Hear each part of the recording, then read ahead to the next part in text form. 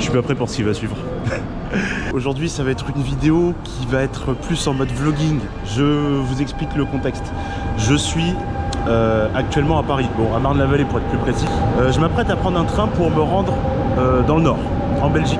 Pour une raison très simple, j'ai acquis un nouveau vélo. Et donc ce vélo, c'est un vélo assez spécial, puisque je vais quand même traverser une frontière pour aller le chercher. Et vous, bah, vous allez m'accompagner dans cette aventure-là. Vous allez aussi m'accompagner dans le test de ce nouveau vélo. Vous allez voir, c'est un vélo extrêmement spécial. J'ai tellement hâte de le prendre en main. Je crois que je me rends toujours pas compte de ce que j'ai acheté en fait, tout simplement. Mais c'était pas un achat coup de tête, vous allez voir. Et vous allez comprendre. Allez, vous m'accompagnez. Allez, je suis à la gare, j'attends mon train. On se rapproche du moment fatidique où je vais vous présenter ce vélo. Encore 2 ou 3 heures pour moi. 5 minutes pour vous, peut-être pas plus. C'est une dinguerie.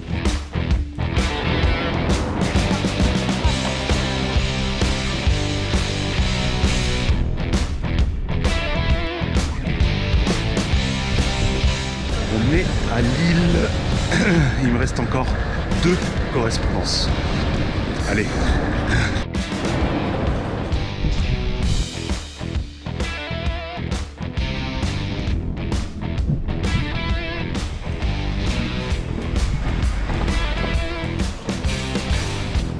Yeah, on est à Courtrai en Belgique, sur la partie Flandre. C'est la toute dernière correspondance qu'il me reste à faire. Il me reste encore une vingtaine de minutes de bus à faire. Et on sera arrivé. Et à ce moment-là, je vous expliquerai tout.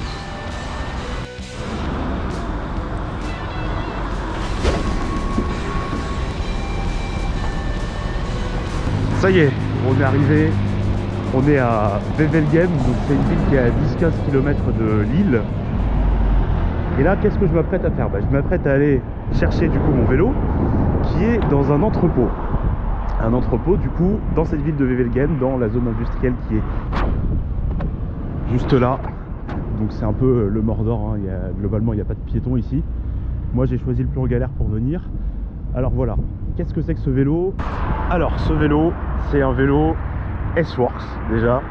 C'est un S-Works Tarmac SL7 Dura-Ace. Donc la valeur c'est 12 000 € hein, quand même, que j'ai eu à 7 000 € après des enchères. Et ce vélo, c'est un vélo de la Soudal Quick-Step, donc c'est un vélo de pro. C'est le vélo qui a roulé sur l'année 2023 et qui a appartenu à Peter Serry, donc un équipier de la Soudal, qui fait à peu près ma taille, donc c'est un vélo qui sera en taille 59. Et donc je m'apprête à le chercher maintenant. Là je peux pas vous dire à quel point je suis excité.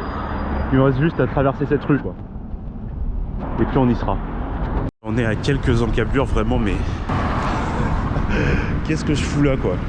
C'est tellement le Mordor. Je sais pas comment vous décrire. Je pense que personne ici n'est venu chercher son vélo de la manière dont je l'ai fait. Parce qu'il faut savoir qu'en fait il y avait eu plusieurs vélos de la Soudal qui étaient aux enchères, dont le vélo de Remco, qui est absolument pas à ma taille, et tout un tas d'autres vélos qui avaient des tailles allant de 52 à 59. Et il y avait 2 dates pour aller chercher. Il y avait le 17 janvier et il y avait le 24 janvier. Aujourd'hui on est le 24 janvier. Il est 12 h et la fenêtre de tir pour aller chercher le vélo c'est entre 10 et 16 h. Donc là je suis pile à l'heure. Mais qu'est-ce que c'était galère pour revenir. Rien que traverser la frontière, rien qu'acheter un billet de train belge. Enfin bref. Du coup, là on arrive dans quelques mètres, je sais pas comment je vais être accueilli, on va voir ça. Et ensuite on fera une revue du vélo. Bon alors ici je vous explique que je suis rentré dans un entrepôt, mais que je ne savais pas du tout où sonner parce que rien, mais alors rien du tout ne laissait supposer que j'étais à la bonne adresse. Donc à ce moment-là je commence à croire à l'arnaque, jusqu'à un interphone. Mon vélo devrait arriver par peut-être quelque chose comme cette porte. Ah c'est n'importe quoi. Bon malheureusement je vous ai pas montré l'interaction parce que j'ai dû faire usage de mes 2 mains, mais vous inquiétez pas, je vais tout vous raconter dès maintenant. Le vélo il est ici. Je viens de le sortir du carton où il était précieusement rangé. Alors je vais vous raconter toute l'histoire de A à Z en essayant d'être le plus succinct possible. Donc en décembre dernier je participe à une enchère. Alors je m'arrête ici pour vous dire que le site en question c'est matchfornshirt.com et qu'ils réunissent des enchères sur tout un tas d'articles de sport, dont le vélo bien sûr. Regardez, vous pouvez même ici retrouver les dernières enchères de la Jumbo. Par exemple, vous avez le vélo de Vingo et il a été vendu à... Qui porte sur les vélos de l'année 2023 de chez Soudal. Au début j'étais un peu pas très intéressé parce que bon, c'est un ami qui m'a envoyé ça. Et puis les jours défilant, je vois que le prix des vélos n'atteint pas des sommets, hein. On parle quand même de vélos qui sont équipés de dérailleurs DI2 et surtout du Dura-Ace, hein. Et donc ce sont des vélos très haut de gamme. Et en plus des vélos du World Tour. Vendredi, donc veille de ces enchères, qui se termine samedi à 17 h, je décide de miser. Et je me prends vraiment au jeu. L'idée c'est que bon, il y avait quand même une réflexion quand même pour acheter un nouveau vélo à ce moment-là, hein. C'était pas non plus quelque chose qui s'est fait sur un coup de tête. Je pensais peut-être pas le faire aussitôt. Mais du coup, voilà, j'ai enchéri. Et le samedi, je n'ai eu à surenchérir, enfin, je n'ai eu, c'est quand même pas mal, que 1300 € de plus. Ce qui fait que j'ai le vélo aujourd'hui pour 7000 €, un vélo monté Endura-Ace DI2, 12 vitesses, 2023, un S-Works quand même, hein, donc on parle d'un cadre Tarmac SL7. Tout ça pour 7000 €. Hein, rappel, les SL7 neufs se vendent 13 000 €. Donc ça fait une sacrée économie, même pour un vélo qui aura pas mal roulé. Et donc, le site des enchères est basé ici. Et donc, la réception du vélo s'est faite ici, à Wevelgem, pas loin de Courtrai, en Belgique. Donc voilà, je suis venu le chercher à pied, hein. Le gars de l'entrepôt m'a gentiment dit qu'en fait, quasiment personne n'était venu à pied comme moi. Mais ça, j'en étais sûr. J'ai pas pu vous montrer l'interaction parce que bon, à ce moment-là, quand j'ai vu le vélo dans un carton, je me suis dit, oula, il va y avoir un problème. Parce que, à part le traîner jusqu'à la gare, je sais pas ce que j'allais faire. Mais du coup, voilà. Il est entre mes mains, démonté du coup. Donc il faudra que je vous montre ça une prochaine fois.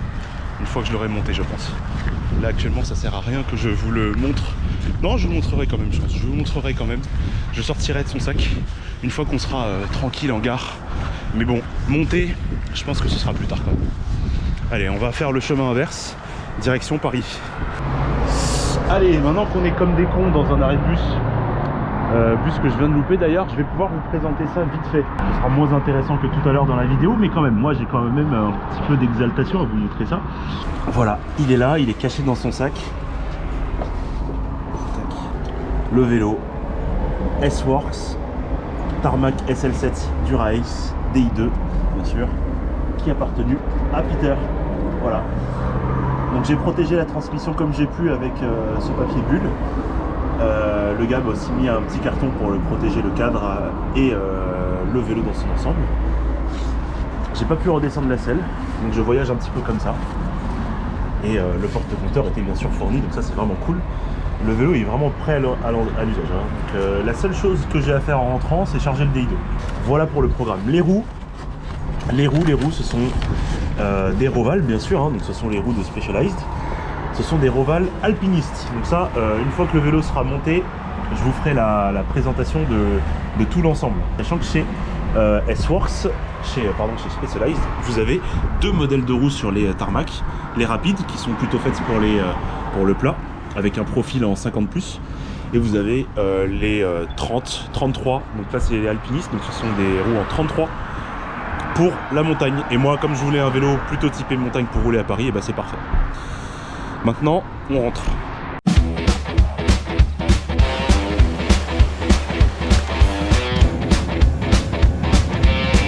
Bon, on va monter ça. Et voilà, il est là, monté intégralement sur ces deux roues, mon S-Works. Bon, c'est marrant, j'ai l'impression qu'il a l'air plus petit que le Orbea, mais bon, on verra tout ça quand on sera dessus. Donc, je vais ranger. On va repartir chez moi et puis on va faire une grosse ellipse temporelle et vous me verrez dessus à ce moment-là, dans quelques minutes du coup. Non, et avant d'en venir à demain, je vais faire quand même une toute petite présentation du vélo sur le quai de cette gare, puisqu'en plus je suis tout seul, donc ça me permet d'être 100% haute voix. Donc le vélo je l'ai monté, donc avec ces roues, donc là ce sont des roues Roval alpinistes en profil 33 mm du coup. Donc il y a aussi les profils 55 qui sont les Roval rapides. Là on a notre transmission Dura-Ace bien sûr, hein, on est sur des vélos de compétition. Le capteur de puissance il est juste là, ici même. Donc ça ce sera le capteur de puissance. Donc le gars du magasin m'a dit qu'il n'était pas chargé, donc il faudra que je charge tout. La transmission aussi sera chargée. Les pédales étaient fournies, donc ça c'est cool. Ce sont des pédales Shimano. Type Dura-Ace, donc en fait clipsable sur n'importe quelle chaussure Shimano, et moi j'ai des chaussures Shimano, donc ce sera parfait. Qu'est-ce que je dis? Ah, dans quelques secondes alors du coup. Alors, ça y est, on se retrouve samedi, donc 3 jours après l'arrivée à Paris avec le vélo. Ça fait à peu près 40 km que j'ai roulé avec, hein, donc on est en plein rodage. Et là, je peux vous dire que la différence, elle est vraiment frappante. La première chose qu'on se rend compte quand on utilise ce vélo, c'est la largeur du cintre. Elle est vraiment complètement différente, c'est un cintre vraiment beaucoup plus étroit. Bon, ça c'est pour le poste de pilotage, mais la première chose qui est vraiment très frappante, c'est la réactivité du vélo. Je fais attention quand même parce que je roule certes sur une piste cyclable, mais on est dans Paris. J'ai l'impression que c'était comme avant quand je suis passé du VTT au vélo de route. Et ben là je passe d'un vélo de route à un vélo de route, mais c'est vraiment ce niveau-là de différence qu'on a. On est sur un vélo beaucoup plus réactif, beaucoup plus nerveux, mais sans forcément perdre en confort. Enfin, je veux dire, je suis quand même sur un cadre qui est plus rigide, mais la différence avec l'Orbea sur le thème confort, elle est quasiment négligeable. Ah, et j'allais oublier un élément important, le poids. 16,5 kg, soit 1,7 kg de moins par rapport au Orbea. Donc là, l'idée aujourd'hui, ça va être de faire une petite sortie de 100 km. Je m'excuse par avance, j'ai perdu ma bonnette, donc le son, ce sera pas trop ça. Mais voilà, 100 km pour tester un petit peu le vélo, pour se mettre en jambes et surtout fignoler les réglages. Parce que, bien évidemment, l'ancien utilisateur de ce vélo qui était Peter Seri n'a pas exactement les mêmes jambes, n'a pas exactement les mêmes bras que moi. Donc voilà, je suis en train de régler tout ça pour que ce soit fait pour moi. 1 minute 37 seconds later. 40e kilomètre, même pas, première crevaison. On arrive sur le premier point de ce vélo, c'est que bon, étant un vélo que j'achète d'occasion et donc un vélo aussi utilisé, certains composants sont usés et notamment les pneus. Donc j'avais déjà un point de vigilance là-dessus et là bah il se confirme, il va falloir que je change les pneus. On voit bien que le pneu il a bien servi, voilà, donc il va falloir changer ça. Alors étant un vélo de coureur, hein, donc un vélo quand même qui a un palmarès, j'ai décidé quand même de respecter un peu le matériel et j'achèterai les mêmes pneus. Pas du tout. Donc ça, ouais là non, depuis que j'ai crevé une seconde fois et que j'ai découvert les avis mitigés sur les turbo-coton, mon choix s'est porté sur la raison et j'ai mis des GP 5000 à flanc beige pour rester dans l'esprit. Bon, la chambre air de secours est remise, le vélo il est remonté, on va pouvoir repartir. Alors je viens de gagner discrètement quelques grammes puisque c'était une chambre air en latex qui était sur ce vélo, je le savais. Maintenant on a une chambre air caoutchouc, donc on a gagné je pense 70 grammes. Donc bon, on s'en fout, hein. De toute façon on est là pour la balade. Mais voilà, ça montre que voilà, on est sur des équipements, des éléments qui sont de qualité, enfin de qualité ou plutôt qui sont faits pour la performance et qui du coup coûtent très cher. Je sais pas si c'est dit que je vais garder tout le temps des chambres à air en latex, mais en tout cas voilà, c'est à savoir quand on achète un vélo comme ça, en général tout est fait pour que vous soyez performant et donc du coup tout est plus cher. Et alors voilà, j'ai roulé et vous l'avez compris, ce vélo pour moi c'est une révolution à 7000 €, mais j'ai envie de dire seulement quand vous connaissez le prix des tarmacs neufs ou même d'occasion. Alors je m'appuie sur rien pour l'instant en vous disant ça parce que j'ai pas encore de quoi charger le capteur de puissance intégré du vélo, mais le ressenti c'est que je gagne entre 2,5 et 3 km/h de vitesse pour la même puissance par rapport au Orbea. Et pour ceux qui sont pas familiers avec ça, bah, ça sonne creux, mais pour ceux d'entre vous qui sont familiers, vous le savez, c'est énorme, c'est transcendant, et je vous promets, dès que j'en aurai les moyens techniques, je vous ferai une review précise des gains du tarmac par rapport à mon vélo average. Allez, on est de retour en lieu sûr pour terminer cette vidéo et la review du S-Works Tarmac SL7 Dura-Ace. 200 km auront été parcourus en l'espace de 4 jours pour en arriver là. J'aurais parcouru du coup une centaine de kilomètres en extérieur et une soixantaine de kilomètres au polygone pour, disons, jauger la différence avec l'Orbea. Et je peux vous dire que la différence, elle est monumentale. Comme je le disais, je pense en milieu de vidéo, j'ai vraiment eu l'impression de passer du VTT au vélo de route pour vous dire à quel point les sensations changent quand on passe d'un vélo de route entrée de gamme à un vélo de route très haut de gamme. Là, du coup, sur ce vélo, les principales différences sur la position, c'est vraiment la hauteur de selle par rapport au poste de pilotage. Sur l'Orbea, j'étais sur une différence presque nulle. Je pense que j'avais peut-être 3-4 cm entre le haut de la selle et le cintre. Là, on est sur des différences relativement communes au monde des professionnels, c'est-à-dire à peu près 10 à 12 cm. Là, je suis à 12. Je fais 12 cm entre la selle et le poste de pilotage, même si ça n'en a pas l'air. J'ai vraiment l'impression que c'est plus, mais c'est que 12 cm. Deuxième différence frappante, vraiment, c'est la largeur du cintre. Alors moi je disais 50 cm, non, c'est des bêtises. Il fait 42 cm ce cintre. Et le cintre de mon RBA, il en fait 47 et c'est 5 cm. Pour moi, c'est game changer dans la sensation que j'ai quand j'utilise le vélo. Mais si vous voulez, c'est pas désagréable. Donc du coup, voilà. C'est... En l'espace de quelques jours, je pense que j'ai trouvé mes marques avec ce vélo. J'ai vraiment pas l'impression d'être inconfortable dessus. C'est même l'inverse. J'ai l'impression au contraire d'être extrêmement confortable. Et quand j'ai réutilisé le RBA pour une sortie vraiment anodine ce week-end, c'est vraiment sur le RBA que j'avais les sensations les plus mauvaises. C'est pour vous dire à quel point ce vélo, je l'ai adopté aussi rapidement. Les bémols de ce vélo, si on peut parler de bémols, ce sont les pneus. Je pense que les pneus sont de très bonne facture, hein, c'est des pneus de chez Spey. Le problème, c'est que ce sont des pneus relativement fragiles. Ce sont des pneus qui ont été faits pour la performance, du coup, donc parfait pour le monde des professionnels. En revanche, pour le monde des amateurs, c'est un petit peu plus questionnable. Ce sont des pneus qui sont relativement fragiles à la crevaison. Donc j'avais pas les meilleures sensations en termes de confiance pendant ces sorties.